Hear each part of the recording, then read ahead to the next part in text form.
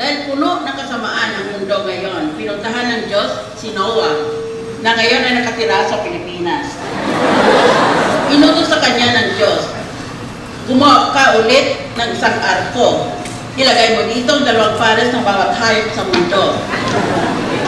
Pagkatapos ng 6 na buwan, uulan at babaha ng 40 araw at bugunawin ko ang mundo. Pagkalipas ng 6 na buwan, binalikan ng Diyos si Noah. Nakita niya na walang arko si Noah. Sabi ni Noah, pasensya na Lord, hindi ko po natapos ang arko. Iba na po ang panahon ngayon. Number 1, una, kailangan ko raw po ng building permit.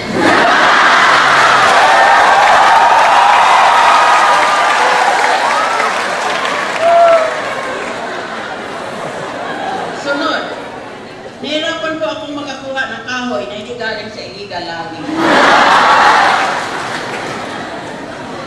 3, mahal po ang kuryente paggawa ng arko. Hindi pa ako makakuha ng discount sa Meralco. 4,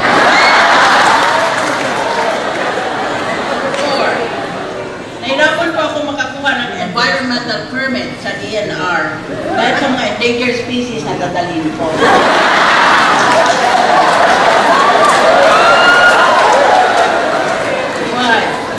ayaw po maniwala sa akin ang pag-asa na may dadating na malakas na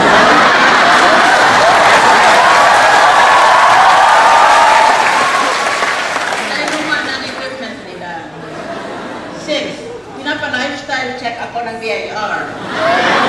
Dapat daw magbayad ako ng quiz. 7, hindi din po ako makakuha ng funding sa Congress. Hindi raw nila gusto yung NGO ko. Patawad po, Lord. Hindi ko po natapos ang arko sa loob ng 6 na buwan. Sumagot si Lord. Hindi ko na gugunawin ang mundo. Naunahan ako ng gobyerno.